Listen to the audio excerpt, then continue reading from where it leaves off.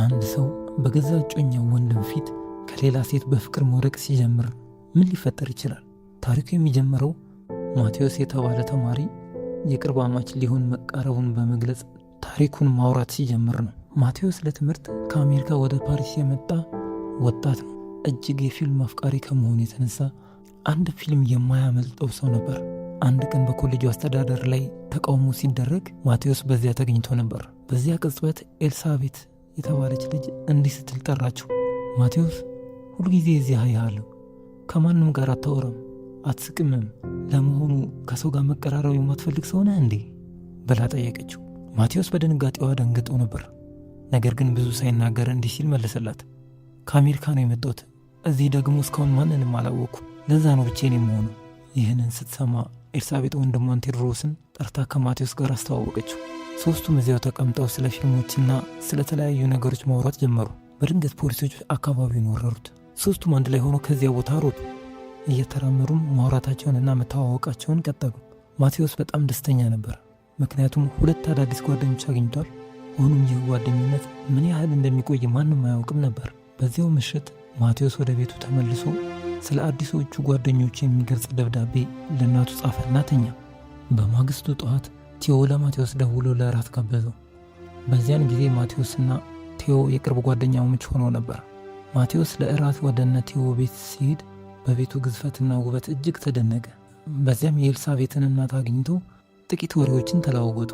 የሚገርመው ግን እናቲቱ ማቴዎስን ስለመጋበዙ ምንም የምታውቀው ነገር አልነበርም። ቢሆንም ግን እንግዳ ተቀባይነቷን አሳይታ አስተናገደችው። በመቀጠልም ገጣሚና የፈረንሳይ ስነ ጽሑፍ አፍቃሪ የሆነውን የኤልሳቤትን አባት አገኘው። የኤልሳቤት አባት ስለ ግጥምና ስለ መነሳሳት ማውራት ጀመረ። ማቴዎስ ግን በንግግሩ ምንም ፍላጎት አልነበሩ። ምን ብሎ ፍላጎት ያለው መስሎ ለመታየት ብቻ ይሞክር ነበር። አባቱ ይህንን ተረድቶ በቀጥታ እንዲህ ሲል ጠየቀው። በእራት ሰዓትም በመካከላቸው ያለው ልዩነት በግልጽ ይታይ ነበር።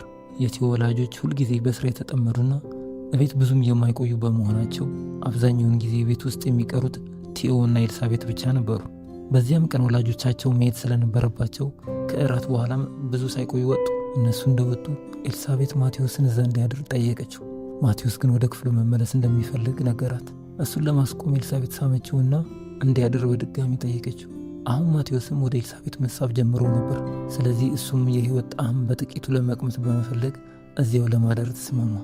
በዚያኑ ምሽት ሁሉም ሰው ወደ መኝታው ከሄደ በኋላ ማቴዎስ ከአንድ ጉዳይ ወደ መታጠቢያ ቤት ወጥቶ ነበር። ከዛ ሲመለስ በዝግታ ኤልሳቤትን ክፍላቸው ልቆ አየ።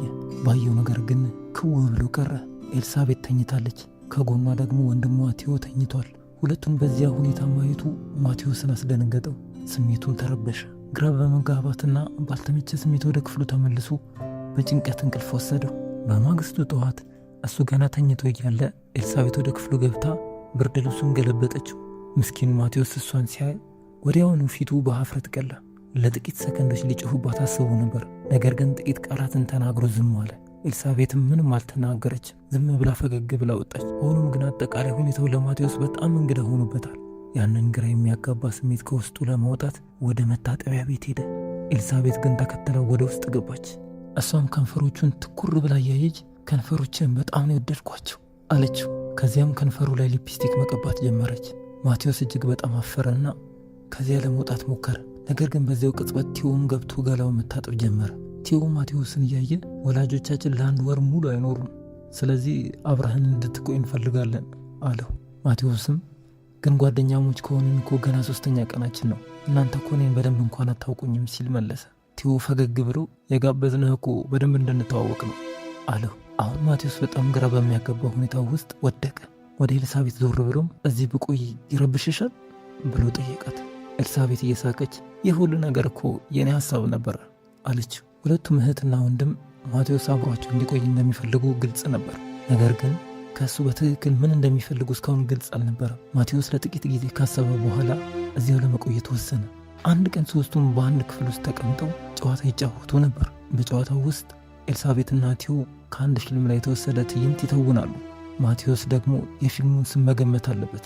በትክክል ከገመተ ጥሩ፣ ካልገመተ ግን ሽንፈቱን መቀበል ይኖርበታል። ኤልሳቤት ከአንድ ጥንታዊና ዝነኛ ፊልም ላይ የተወሰደ ትዕይንት ተወነች።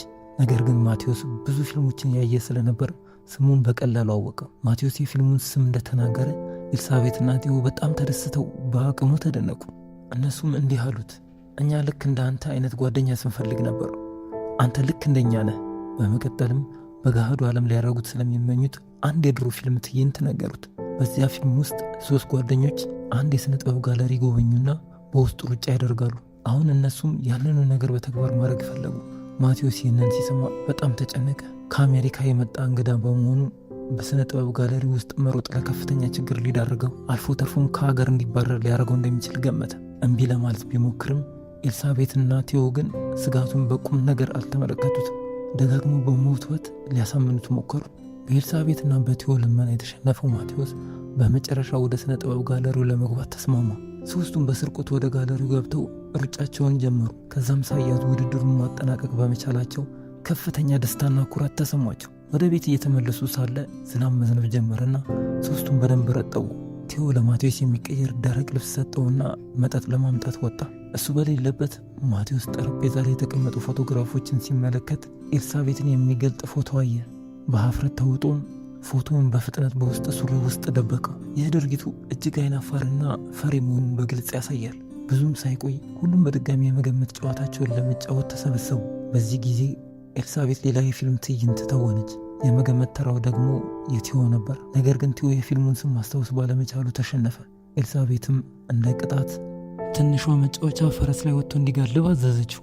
ይህ ደግሞ አንዲት እህት ለወንድሟ ልታዘው የሚገባና የተለመደ ነገር አልነበረም። ቲዮ ግን ነገሩን በቀልድ ተቀበለው። በሀፍረት ከመሸማቀቅ ይልቅ በደስታ በትንሿ መጫወቻ ፈረስ ላይ ወጥቶ መጋለብ ጀመረ። በማግስቱ ቲዮ ማቴዎስን ወደ አንድ ምግብ ቤት ይዞት ወጣ። በምሳ ሰዓት ማቴዎስ እየተጨነቀ እንዲህ አለው፣ እኔ በገዛ እህቴ ፊት እንዲህ አይነት ነገር አድርጌ አላውቅም። እናንተ አብራችሁ ትተኛላችሁ፣ እኔም አይቻችኋለሁ። ለመሆኑ ምን አይነት ግንኙነት ነው ያላችሁ? ቲዮ ፈገግ ብሎ እንዲህ ሲል አስረዳው፣ እኛ ስንወለድ አንድ አካል ነበርን። በኋላ ላይ ብንለያይም አእምሯችን ግን ሁልጊዜ ተቆራኘ ነው። ለዚህ ነው በእኛ መካከል ምንም ልዩነት የማይሰማን። አንድ ቀን ሦስቱም በድጋሚ ጨዋታቸውን መጫወት ጀመሩ። በዚህን ጊዜ ትዕይንቱን የተወነው ቲዮ ነበረ። ነገር ግን ኤልሳቤጥም ሆነ ማቴዎስ የፊልሙን ስም መናገር አልቻሉም። ስለዚህ ሁለቱም ቅጣት ይጠብቃቸዋል። ቲዮን በድፍረት በእሱ ፊት እንዲሳሳሙ አዘዛቸው። ማቴዎስ ደንግጦ እኔም በዚህ ውስጥ አታስገቡኝ እያለ ተንተባተበ። ኤልሳቤጥ ግን ነገሩን እንደ ማንኛውም ተራ ጨዋታ አየችው። ያለምንም ማመንታት ልብሷን ማውለቅ ጀመረች። ማቴዎስ በድንጋጤ ሊሸሽ ቢሞክርም ቲዮ በሩን ዘጋበት። ኤልሳቤጥም ተቀላቀለችው።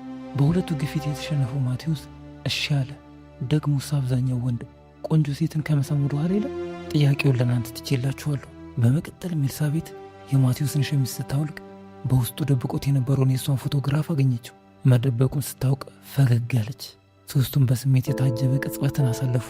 በዚያም ቅጽበት ማቴዎስ ኤልሳቤጥ እስካሁን ድንግል መሆኗን ተረዳ። ይህም ቲዮና ኤልሳቤጥ ስለ ወንድምና ትስስራቸው የተናገሩት ሁሉ እውነት መሆኑን አረጋገጠለት። ቲዮ እነሱ ፍቅር ሲያደርጉ በዝምታ ይመለከታቸው ነበር። ከዚያ ቀን ጀምሮ ማቴዎስ ኤልሳቤጥን በየቀኑ ማፍቀር ጀመረ። አንድ ቀን የጠበቀ ግንኙነት ካደረጉ በኋላ ማቴዎስ እንዲህ ሲል ጠይቃት፣ ወላጆችሽ ስለ እኔ ቢያውቁ ምን ያስባሉ? አንቺስ ምን ታደርጊያለሽ? ኤልሳቤጥም ያ ቀን መቼም አይመጣም፣ ምናልባት እንድንለያይ ከተገደድን ግን ሕይወቴን አጠፋለሁ ስትል መለሰችለት። ቆየት ብሎ ማቴዎስ ስለ ራበው የሚበላ ነገር ለማምጣት ወደ ወጥ ቤት ሄደ። ምግብ ይዞ ወደ ክፍሉ ሲመለስ ግን ኤልሳቤጥና ቲዮ አብረው ተኝተው አገኛቸው። ማቴዎስ ይህንን ሲያይ ሁለታችሁም በጣም ጥልቅ የሆነ ትስስር አላችሁ፣ ግንኙነታችሁ በጣም ጠንካራ ነው፣ የእናንተ ጓደኛ በመሆኔ ብቻ የታደልኩኝ ነኝ አላቸው። ቲዮ ግን በግልጽ እንዲህ ሲል መለሰለት፣ እኔና ኤልሳቤጥ አንድ ነን፣ ማንም በመካከላችን ሊገባ አይችልም። ማቴዎስ ይህንን በመስማቱ ባይመቸው ምንም ሳይነገር በዝምታ ተኛ። ጊዜ እያለፈ ሲሄድ ማቴዎስና ኤልሳቤጥ እየተቀራረቡ መምጣታቸው ለቲዮ ቅናት መፍጠር ጀመረ። አንድ ቀን ሦስቱም በጋራ ገላቸውን እየታጠቡ ሳለ በቲዮና በማቴዎስ መካከል ጭቅጭቅ ተነሳ። ቲዮ አሜሪካውያን በጣም ትዕቢተኞች ናችሁ፣ ቪየትናም ውስጥ እየተዋጋችሁ ንጹሐን ሰዎችን ትገላላችሁ አለው። ማቴዎስም ሁሉም አሜሪካውያን እንደዛ አይደሉም፣ እኔ እዚህ የመጣሁት ለመማር እንጂ ማንንም ለመውጋት አይደለም ሲል መለሰለት። ንግግሩ እየጋለ ሲሄድ ኤልሳቤጥ በመካከላቸው ገብታ አረጋጋቻቸው። ከዚያም ቲዮ ማቴዎስን ለፈተና ጋበዘው። ቲዮ ማቴዎስን እንዲህ አለው፣ እውነተኛ ጓደኛሞች ነን ትላለህ፣ ነገር ግን ለዚህ ምን ማረጋገጫ አለ? ማቴዎስም ለፍቅርም ሆነ ለጓደኝነት ምን አይነት ማረጋገጫ ነው የሚያስፈልገው? ሲል ጠየቀ። በዚያን ጊዜ ቲዮና ኤልሳቤት ለጨዋታ መሸነፊያ የሚሆን እጅግ አሳፋሪና የብልግና ጥያቄ ያቀረቡለት። ይህም ማቴዎስን ክው አደረገው። በቁጣም እንዲህ ሲል መለሰላቸው፣ ይህ የምታደርጉት ነገር ስህተት ነው። አካላችሁ ቢያድግም አእምሯችሁ ግን ገና እንደ ሕፃን ነው። እንዲህ አይነት ባህሪ ለልጆች እንጂ ለእናንተ ዕድሜ ላለው ሰው አይመጥንም። በመቀጠልም ወደ ኤልሳቤት ዞር ብሎ አንቺ ምንም የማታውቂው ነገር የለም። እስካሁን ፍቅረኛ ኖሮሽ አያውቅም። ከወንድ ጋር ተቀጣጥሮ መውጣት፣ ዴት ማድረግ ምን እንደሆነ እንኳን አታውቂ። ዝም ብለሽ ቲዮ የሚልሽን ብቻ ነው የምታደርጊው አላት። ኤልሳቤት ይህንን ስትሰማ በድንጋጤ ዝም አለች። በማግስቱ ማቴዎስ እውነተኛ የፍቅር ቀጠሮ ይዟት ወጣ። አብረው እራት በሉ። ከዚያም ፊልም ለማየት ሄዱ። ጎን ለጎን ተቀምጠው እየተሳሳቁና በፊልም እየተደሰቱ ጥሩ ጊዜ አሳለፉ። ከዚያም በደስታ ወደ ቤት ተመለሱ። በዚህ መሃል ቲዮ ከሌላ ሴት ጋር የጠበቀ ግንኙነት ሲያደርግ ይታያል። ይህን ያየችው ኤልሳቤት በከፍተኛ ሁኔታ ተጎዳች። ወንድሟን ከሌላ ሰው ጋር ማየቷ አስለቀሳት። በቲዮ ላይም የቅናት ስሜት አደረባት። በሚቀጥለው ቀን በማቴዎስና በቲዮ መካከል ሌላ ጭቅጭቅ ተነሳ። ማቴዎስም እንዲህ አለው፣ በንግግር ትልቅ ሰው ትመስላለህ፣ ነገር ግን ስለ ሌላ ሰው ደንታ የለህም። በዚህ ሁኔታ መኖርን ከቀጠልክ ግን ምንም ጥሩ ነገር አይገጥምህም። አኗኗርህንና ሰዎችን የምትይዝበትን መንገድ መቀየር አለብህ ብሎ ነገረው። ልክ በዚያ ቅጽበት ኤልሳቤት ገባችና ሁለቱም አብረዋት ወደ ሳሎን እንዲመጡ ጠየቀቻቸው። እዚያ ሲደርሱም የተተከለ ድንኳን አዩ። ሶስቱም በአንድ ላይ ድንኳን ውስጥ ገቡ። ኤልሳቤትና ቲዮ ትንንሽ ልጆች ሳሉ በዚያ ድንኳን ውስጥ ይተኙ ነበር። ስለዚህ አሁንም እዚያ ለመተኛት ወሰኑ። ሶስቱም ድንኳኑ ውስጥ ተኝተው ሳለ እንቅልፍ ወሰዳቸው። በዚያኑ ምሽት ወላጆቻቸው ወደ ቤት ተመለሱ። ልጆቹን ፍለጋ ቤቱን ሲያስሱ በመጨረሻ ሶስቱም በአንድ ላይ ተኝተው አገኟቸው። ወላጆቹ ባዩት ትዕይንት እጅግ በጣም ተደናገጡ።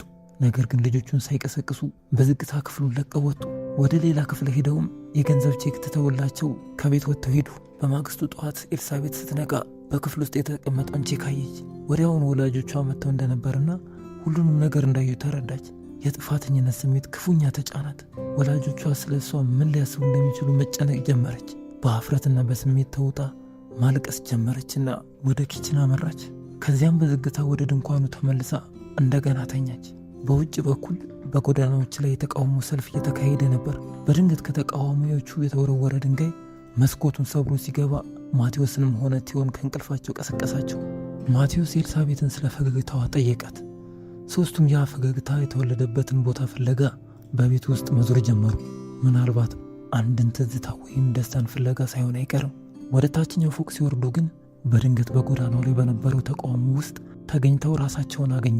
በተቃውሞ ውስጥ በመሳተፍና ዓላማውን በመደገፍ ላይ ሳሉ ማቴዎስ ቲዮንና ኤልሳቤትን ከልክ በላይ እንዳይሄዱ ሊያስቆማቸው ሞከረ። እንዲህ ማድረግ እንደሌለባቸው ነገራቸው። እነሱ ግን ሊሰሙት አልፈለጉም። እንዲያውም በበለጠ ስሜት ወደ ተቃውሞ ግንባር እየገፉ ሄዱ። በዚያ ቅጽበት ማቴዎስ አንድ ነገር ተረዳ። እነዚህ ሁለቱ የፍቅርንም ሆነ የምክንያታዊነትን ቋንቋ አይረዱ። ሌላ አማራጭ ስላልነበረው ጥሏቸው ሄደ። ማቴዎስ መቼም ቢሆን ሁከትንና ትርምስን የሚወድ ሰው ስላልነበረ የተለየ መንገድ መርጦ ወደ ተቃራኒው አቅጣጫ አመራ። በዚህ መሃል ፖሊሶች በተቃዋሚዎቹ ላይ እርምጃ መውሰድ ጀመሩ። ወደ ስብስቡም ተጠጉ። ፊልሙም በዚያ ተጠናቀቀ። ታዲያ የእናንተ አስተያየት ምንድን ነው? ለመሆኑ ማቴዎስ ጥሏቸው መሄዱ ትክክል ነበር ወይስ ቲዮና ኤልሳቤት በራሳቸው መንገድ ትክክል ነበሩ? ሀሳባችሁን በኮመንት ሴክሽን ላይ አካፍሉን። ሌሎች እንደዚህ አስደሳች ታሪኮችንና ቪዲዮዎችን ወደ እናንተ ስለምናቀርብ ሰብስክራይብ ማድረግ እንዳይረሳ። ለጊዜው ደህና ቆዩ።